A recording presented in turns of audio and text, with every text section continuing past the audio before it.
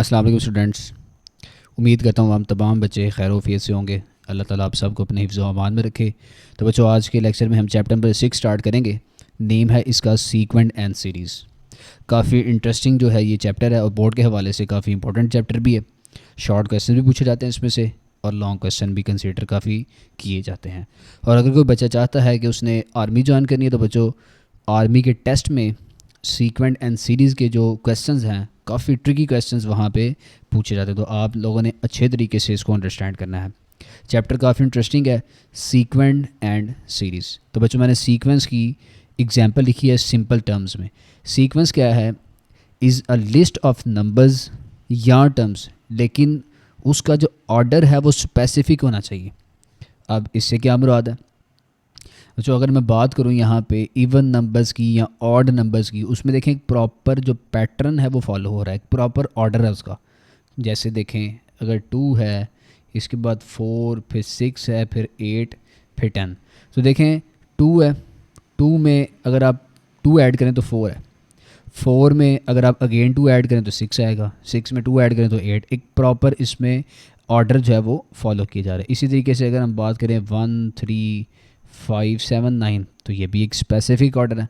तो सीक्वेंस क्या होता है? सीक्वेंस लिस्ट ऑफ नंबर्स हैं जिन्हें हम स्पेसिफिक ऑर्डर में लिखते हैं। क्लियर है बच्चों? अब दूसरा इसका टर्म यहाँ भी यूज़ हो रही है, सीरीज़। सीरीज़ किसे कहते हैं? जो सीक्वेंस दी गई है इसे हमने सिंपली कर देना है सम। तो इसकी सिंपल सी डेफिनेशन क्या बन जाएगी? A series is a sum of the term of the sequence. तो बच्चों, ये सीक्वेंट एंड सीरीज़ की सिंपल सी डेफिनेशंस थी। अब एक्सरसाइज 6.1 करते हैं। एक्सरसाइज नंबर 6.1, क्वेश्चन नंबर 1 है इसका। Find the next 4 terms of the each sequence. इसके 2 पार्ट हैं।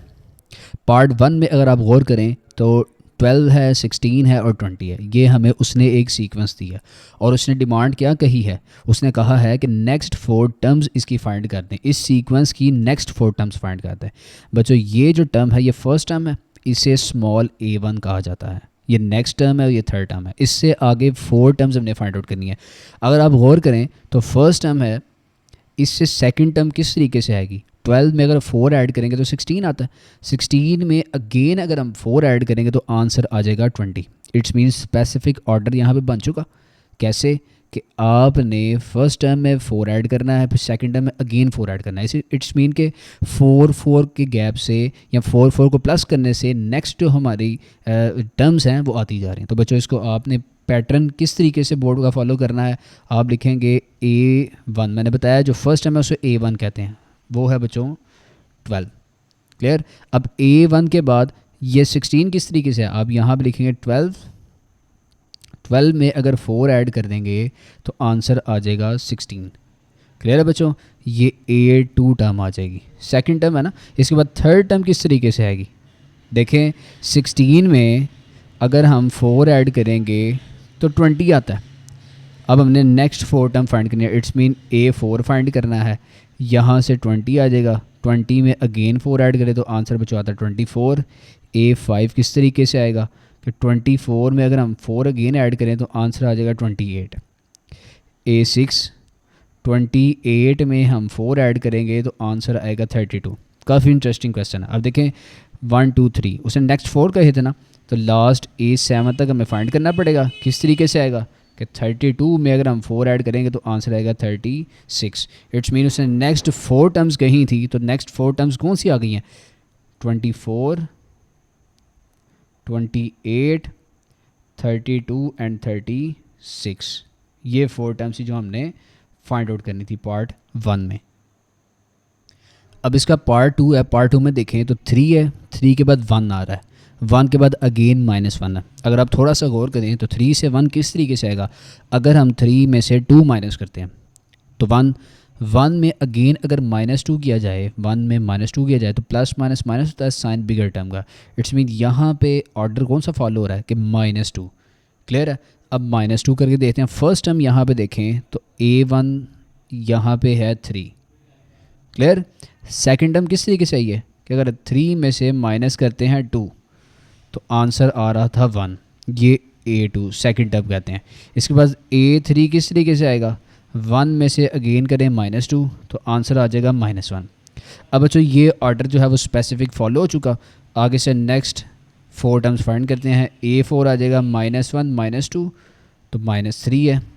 A5 इसी तरीके से -3 -2 इक्वल्स टू -5। A6 आ जाएगा -5 -2 equals to -7 and A7 last -7 -2 equals to -9। तो बच्चों जो रिक्वायर्ड उसने 4 टर्म्स नेक्स्ट कही थी वो -3 थी, -3 -5 -7 एंड -9। एट द एंड आपने उसको हाईलाइट कर देना। अब क्वेश्चन नंबर 2 है इसका, write down first 3 terms of each of the following sequence. हमने फर्स्ट 3 टर्म्स फाइंड करनी है सीक्वेंस की, जबकि यहाँ पे गेस करने की ज़रूरत नहीं है। यहाँ पे उसने हमें एक फॉर्मूला दे दिया है, उसके अंदर जस्ट आपने वैल्यूज पुटअप करनी है। तो यहाँ पे आप पुट करें पुट, चूँकि फर्स्ट 3 टर्म्स फाइंड करनी है तो n पुट कर लें आप 1 2 3। एक दफ़ा n हम 1 पुट करेंगे, एक दफ़ा 2 और एक दफ़ा 3। अब देखें बच्चों ये फार्मूला है हमारा, क्लियर। पहले n 1 पुट करें, n की जगह a है, ये बेस में 1 है, इक्वल्स टू 3 × 1 + 5। इसको सॉल्व करते हैं तो इसका आंसर आएगा 3 + 5 इक्वल्स टू 8। इसी तरीके से A2 बच्चों फाइंड कर लेते हैं हम। अब n की जगह 2 पुट करें, 3 × 2 + 5 6 + 5 equals to 11। Next A3, n की जगह 3 पुट करते हैं, +5 9 + 5 इक्वल्स टू 14। तो बच्चों जो हमारे रिक्वायर्ड टर्म्स थी वो हैं 8 11 एंड 14। पार्ट नंबर 2 में उसने सीक्वेंस के लिए फॉर्मूला दिया है an+1 इक्वल टू 4an-7, जबकि उसने A1 कहा था। A1 का जो आंसर आया वो 3 है। तो बच्चों उसी तरीके से बहरहाल हम पुट करते हैं n = 1 2 3। पहले n में 1 पुट करते हैं, a × 1 + 1 इक्वल्स टू 4a1 - 7। ठीक है बच्चों, यहाँ पे अगर आप गौर करें तो ये डबल स्टेप आ जाएगा। A2 यहाँ कह लेते हैं, अब 1 + 1 2 होता है ना, इक्वल्स टू 4a1। यहाँ से देखें तो उसने गिवन दिया था 3 - 7। तो इसको सॉल्व करते हैं, 3 4 12 12 - 7 इक्वल आ जाएगा बच्चों यहाँ से 5। अब यहाँ पे बेशक आप डॉट लगा लें, ठीक है ना। यहाँ पे अब पुट करें 2 A2 + 1 इक्वल आ जाएगा बच्चों 4a2 - 7। यहाँ से ये A3 बन जाएगा इक्वल्स टू 4a2। अब यहाँ से पुट कर लेंगे, 5 - 7 इक्वल आ जाएगा 20 - 7 इक्वल्स टू 13। A3 फाइंड कर लिया हमने। इसके बाद हम पुट करेंगे n = 3, तो 3 + 1 इक्वल्स टू 4a3 - 7। तो यहाँ से A4 आ जाएगा, 4 × A3 यहाँ से फाइंड किया 13 13 आ जाएगा -7। क्लियर है बच्चों। अब यहाँ पे 4 × 13 52 माइनस आ जाएगा 7, तो माइनस करते हैं तो आंसर आ जाएगा 45। तो उसने बच्चों कहा था फर्स्ट 3 टर्म्स फाइंड करने के लिए, यहाँ भी एक्स्ट्रा टर्म फाइंड करके, तो उसने फर्स्ट 3 कही थी। तो फर्स्ट उसने ऑलरेडी दी थी विच इज़ 3, इसके बाद सेकंड A2 है 5 और थर्ड है यहाँ से A3। तो यही बस आप 3 टर्म्स फाइंड करते हैं उसको, क्योंकि उसने फर्स्ट 3 टर्म्स कही थी। क्लियर। पार्ट नंबर 3 में उसने सीक्वेंस के लिए फॉर्मूला दिया है an = n - 3 और n+1। तो पुट करते हैं 1 2 3 1 बाय 1 करके। A1 आ जाएगा यहाँ से 1 - 3 × 1 + 1। इसको सॉल्व करें तो आंसर आएगा -2 × 2 विच इज़ इक्वल्स टू -4। इसी तरीके से अब A2 फाइंड करते हैं। A2 = 2 - 3। बहुत आसान क्वेश्चन है, बस वैल्यूज़ पुटअप करनी है इसके अंदर। तो यहाँ से आएगा -1 × 3 और इसको सॉल्व करने से आंसर आएगा -3। इसके बाद लास्ट A3 आएगा यहाँ से 3 - 3 × 3 + 1। अब 3 - 3 देखें 0 है, तो 0 × 4, 0 को जिस मर्जी से मल्टीप्लाई करें आंसर आएगा 0। तो बच्चों फर्स्ट 3 टर्म्स यहाँ पे आ जाएगी -4 लिखें, -3 and last one is 0। Part number 4 में उसने सीक्वेंस के लिए फॉर्मूला ये दिया हुआ है, जबकि उसने A1 first term already find कर दी है। तो 3 टर्म्स फाइंड करनी है, तो फर्स्ट टर्म ऑलरेडी फाइंड है, नेक्स्ट 2 वैल्यूज़ पुटअप करेंगे तो नेक्स्ट 2 टर्म्स आ जाएंगी। तो वैसे सबसे पहले हम यहाँ पे इस सीक्वेंस में 1 पुट करते हैं, तो 1 + 1 = 3/A1 + 2। इसी तरीके से यहाँ से आएगा A2 = 3/A1 की वैल्यू यहाँ से आ जाएगी -1, तो -1 + 2 = 3/1। इसका आंसर आ जाएगा यहाँ से 3। ये हमने A2 फाइंड कर लिया। ठीक है जी। इसके बाद पुट करते हैं 2, तो A2 + 1 = 3/A2 + 2। यहाँ से A3 आ जाएगा, A3 = 3/A2 की वैल्यू यहाँ से 3 आ जाएगी, 3 + 2 = 3/5। क्लियर है बच्चों। अब देखें यहाँ से हमने 3 टर्म्स कौन सी फाइंड कर ली, एक ऑलरेडी गिवन थी -1, सेकंड हमने फाइंड की 3 और थर्ड थी लास्ट टर्म 3/5। पार्ट नंबर 5 में अब फर्स्ट 3 टर्म्स फाइंड करते हैं किस तरीके से। पहले A1 फाइंड करते हैं। A1 = 8 - 20/3 + 1। इसको अगर फर्दर सॉल्व करें तो 8 - 20/4 आएगा, कैंसिलेशन होती है, इक्वल टू 8 - 4 × 520। तो बच्चों यहाँ से हमने फाइंड कर दी A1 = 3। क्लियर। इसके बाद अब फाइंड करते हैं A2, तो एनी जगह 2 पुट करते हैं। A2 = 8 - 20/3 + 2 = 8 - 20/5। अगेन सॉल्व होता है कैंसिलेशन से, 8 - 5 और 20। तो बच्चों यहाँ से A2 हमने फाइंड कर दिया उसको 4। इसी तरीके से लास्ट टर्म A3 = 8 - 20/3 + 3 = 8 - 20/6। अब देखें ये ओवरऑल कैंसिलेशन नहीं हो रही, किस तरीके से हो रही है, -2 के टेबल से कैंसिल होता है 10/3। ठीक है बच्चों। अब जब आप इसका एलसीएम लेकर बेशक कैलकुलेटर के थ्रू इसका आंसर निकाल लें तो यहाँ से A3 आ जाएगा 14/3। तो यहाँ पे जो 3 टर्म्स हमने फाइंड कर ली हैं, द फर्स्ट वन इज़ 3, तो यहाँ पर लिखते हैं 3, second one is 4 and the last one is 14/3। Part number 6 में A1 उसने दिया है ऑलरेडी। नेक्स्ट 2 टर्म्स फाइंड करते हैं, n = 1 और 2 पुट करते हैं। मैं लिख दिया A बेस में 1 + 1 = 3A1 + 2 का होल स्क्वायर। यहाँ पे देखें A1 की वैल्यू उसने 1 ऑलरेडी दी है, तो पुट कर लेते हैं 3 × 1 + 2 और इसका होल स्क्वायर आएगा। जब इसको फर्दर सॉल्व करेंगे तो 3 + 2 का होल स्क्वायर इक्वल्स टू 5 का यहाँ पे स्क्वायर आ जाएगा। 5 का स्क्वायर होता है बच्चों 25। ठीक, तो ये हमने फाइंड कर दिया A2, इसको A2 कर लेते हैं। इसके बाद आपने फाइंड करना है A3, तो A2 + 1 = 3A2 + 2 का होल स्क्वायर। अब यहाँ पे A2 की वैल्यू पुट करते हैं जो हमने फाइंड की थी 25, तो 3 × 25 + 2 और इसका आ जाएगा होल स्क्वायर। तो नीचे फाइंड आउट कर लेते हैं, इसको मल्टीप्लाई करें तो आंसर आएगा 75 + 2। 75 + 2 होता है 77, तो 77 का होल स्क्वायर बच्चों यहाँ पे A3 आ जाएगा 77 का। अगर आप कैलकुलेटर के थ्रू होल स्क्वायर फाइंड करें तो आंसर आएगा 5959।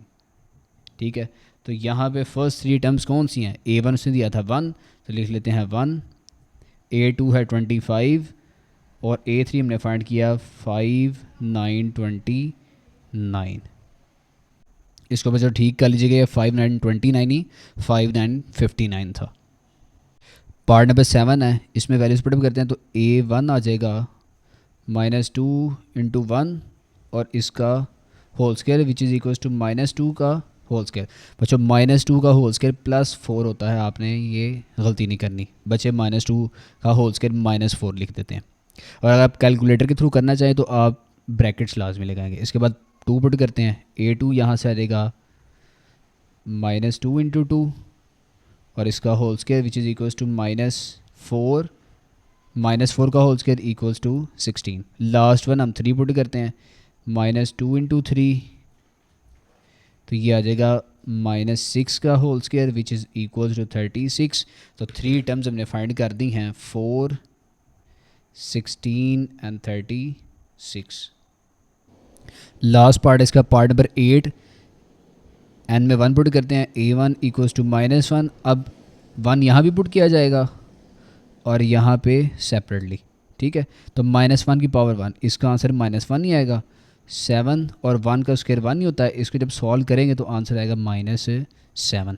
इसके बाद 2 पुट करते हैं, तो a2 इक्वल्स टू -1, इसकी पावर 2 आ जाएगी। अब 7 लिखें और 2 का स्क्वायर, -1 का होल स्क्वायर +1 होता है, 7 एज इट इज़, 2 का स्क्वायर 4, मल्टीप्लाई करें 7 इंटू 1 7 एंड 7 4 28, तो यहाँ पे 28 आ जाएगा। लास्ट a3 पुट करते हैं, -1 पावर में 3 आ जाएगा, 7 इसके बाद 3 का स्क्वायर, -1 का क्यूब -1 ही होता है, 7 3 का स्क्वायर 9, तो प्लस माइनस माइनस यहाँ पर माइनस का साइन आ जाएगा। 7 इंटू 1 7 एंड 7 9 आर 63। तो बच्चा रिक्वायर्ड जो टर्म्स थी हमारी -7 28 एंड -7 28 एंड -63। तो बच्चों ये पार्ट हमारा फिनिश हो चुका है। क्वेश्चन नंबर 3 के 2 पार्ट्स में बच्चों, एन एक्सप्रेशन उसने दिया है nth ट्रायंगुलर नंबर के लिए। हमने जितने भी प्रीवियस क्वेश्चन के तमाम पार्ट्स के इसमें हमने an फाइंड किया था, ठीक है ना। an उसने फॉर्मूला दिया था, तो an होता है लास्ट, जिसे हम nth टर्म कहते हैं। तो मतलब उसने an दिया, n into n plus 1/2। Write down 15 triangular numbers, 15th triangular numbers बताने हैं, और दूसरे पार्ट में हमें फाइंड करना है ट्रायंगल ऑफ डॉट्स, और वहाँ पे हमने n लेना है 5। तो पहले चूँकि इसमें 2 पार्ट्स हैं, तो पहले a पार्ट के लिए फाइंड आउट करते हैं। तो मैं यहाँ लिखता हूँ a, ठीक है। a पार्ट में अब देखें उसने nth ट्रायंगुलर नंबर दिया हमें, ठीक है ना। तो nth ट्रायंगुलर नंबर है, आप यहाँ पे करेंगे, ये जो वैल्यू है इसे हम कह लेंगे an equal to n into n plus 1/2। Clear. अब देखें तो उसने हमें n यहाँ पे कितना दिया, 15th, तो यहाँ पे पुट करना पड़ेगा, पुट n इक्वल्स टू 15। अब 15 पुटअप करते हैं, तो देखें a15 आ जाएगा, a15 equals to 15 into 15 plus 1/2। यहाँ से इसको सॉल्व करते हैं, तो 15 इंटू 16 डिवाइडेड बाई 2। अब कैंसिलेशन होती है, तो यहाँ से 15 आएगा इंटू, इसको कैंसिल करें तो 8। तो बच्चे यहाँ से a15 आ जाएगा हमारा आंसर, इसको मल्टीप्लाई करने से हमारा आंसर आएगा 120। तो a15 हमने पार्ट ए का फाइंड कर दिया विच इज़ 120। अब पार्ट बी फाइंड करते हैं। पार्ट बी में उसने कहा है कि मेक करे एक ट्रायंगल जिसके डॉट्स में हमने टेक करना है n इक्वल टू 5। तो बच्चों जो हमने प्रीवियस पार्ट में an कहा था, यहाँ पे हम उसको टोटल नंबर ऑफ़ डॉट्स कह लेंगे, टोटल नंबर ऑफ डॉट्स, ठीक है ना। क्योंकि स्टेटमेंट में उसने हमें कह दिया मेक ट्रायंगल करें ऑफ डॉट्स मेकिंग, तो हम कह लेते हैं total number of dots. Formula वही है n into n plus 1 divided by 2। अब यहाँ पे देखें तो n उसने खुद दिया है 5, तो पुट करते हैं n इक्वल टू 5। जब मैं 5 पुटअप करूँगा इसके अंदर, तो टोटल डॉट्स आ जाएंगे 5 इंटू 5 प्लस 1 डिवाइडेड बाई 2। इसको सॉल्व करते हैं, 5 इंटू 6/2। फर्दर ये सॉल्व होता है 5 इंटू 3। तो टोटल नंबर ऑफ डॉट्स हैं, टोटल नंबर ऑफ डॉट्स ये आ जाएंगे बच्चों 15। अब यहाँ पे हमने डायग्राम जो है वो बनानी है इसकी, ठीक है ना। ट्रायंगल, उसने कहा ट्रायंगल बनाओ जिसमें टोटल नंबर ऑफ डॉट्स आ जाएंगे 15, और उसकी जो टोटल लाइंस हैं वो आएंगी 5। नंबर ऑफ़ लाइंस 5 है और टोटल नंबर ऑफ़ डॉट्स उसमें मौजूद होंगे 15। तो बच्चों देखिए मैं किस तरीके से बता रहा हूँ। फर्स्ट जो लाइन है उस पर हम लगाते हैं 1 डॉट, सेकंड लाइन है इस पर हम लगाते हैं 2 डॉट्स, क्लियर। थर्ड लाइन है इस पर हम लगाते हैं 3 डॉट्स, क्लियर है ना। इसके बाद फोर्थ लाइन में हम लगाते हैं 4 डॉट्स इस तरीके से। और फिफ्थ लाइन में हम डॉट्स लगाते हैं यहाँ पे एक, इसके बाद यहाँ पे, फिर यहाँ पे।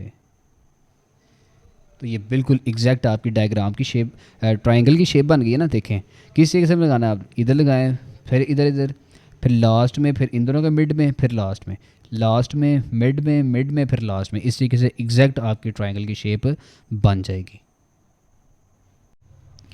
क्वेश्चन नंबर 4 है, लास्ट क्वेश्चन है, write down the nth term of the following sequences. अच्छा यहाँ पे हमें उसने सीक्वेंस दी, जैसे क्वेश्चन नंबर 1 में उसने दी थी, लेकिन उसमें प्लस या माइनस करके नेक्स्ट टर्म्स आ रही थी। यहाँ पे जो उसने सीक्वेंस दी है, उसने एक तो डिमांड कही कि आपने nth टर्म फाइंड करनी है। बच्चों nth कहते हैं लास्ट, जो बिल्कुल एंड पे होती है। तो अगर मैं पहली इस स्टेटमेंट के थ्रू लिखूँ तो ये अगर 1 है, 4 है, 9 है, अप टू सो ऑन, तो हमने फाइंड करना है nth टर्म, जिसे हम कहते हैं an। मल्टीपल टाइम्स हमने इसको देख लिया an को। अब an जो है वो हमने बतानी है, और फिर हमने बताना है उसका फार्मूला भी। ठीक है ना, कौन सा फार्मूला उस पर लगेगा कि ये सीक्वेंस जो है वो यहाँ पे सेटिस्फाई हो रही है। यहाँ पे देखें तो जो फर्स्ट टर्म है बच्चों a1, फर्स्ट टर्म है a1 इक्वल टू, सेकंड जो है इसे a2 कहते हैं, और ये थर्ड, मतलब फर्स्ट 3 टर्म्स उसने दी हैं।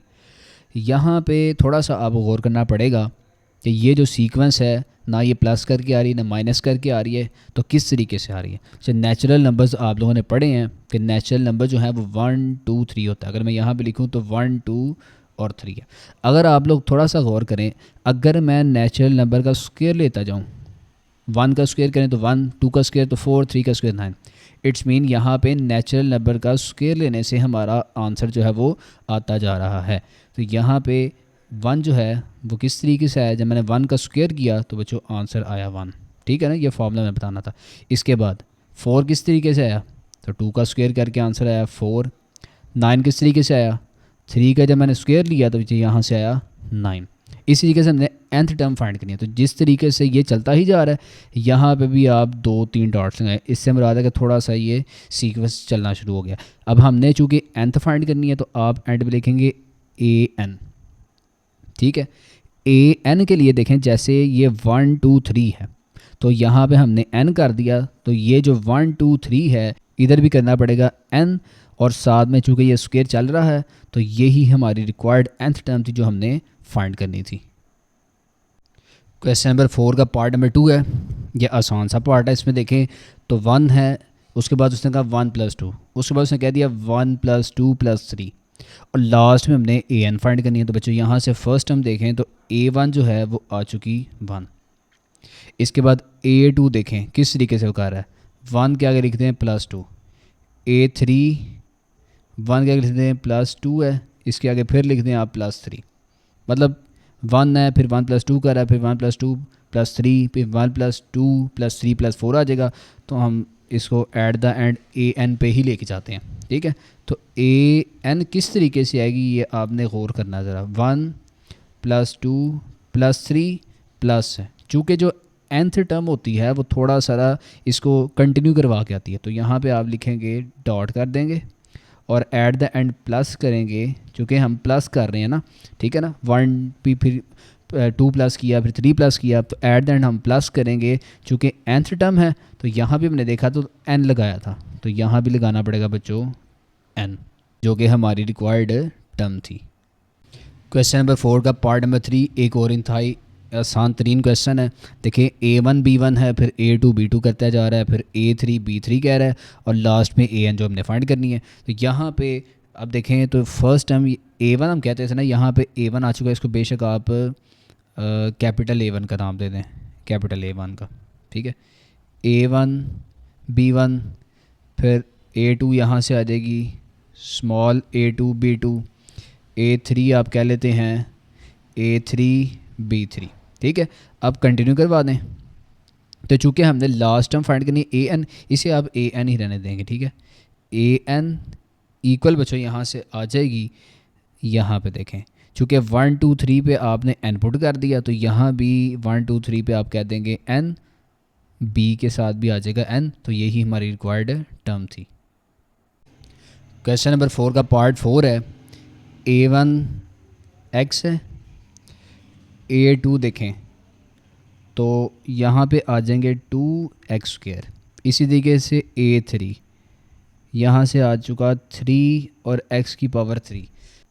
थोड़ा सा गौर करें तो an देखें, ये a आ चुका और n आ चुका, ठीक है।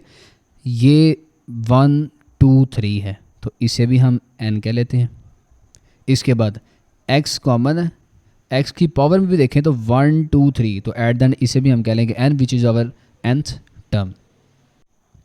क्वेश्चन नंबर 5 है बच्चों। A1 plus D, A1 plus 2d लिख लिया मैंने और एट द एंड an हमने फाइंड आउट करनी है। इसमें एक छोटा सा कॉन्सेप्ट जो कि आपने अंडरस्टैंड करना है। A1 जो है वो A1 टर्म ही है, देखें A1 है।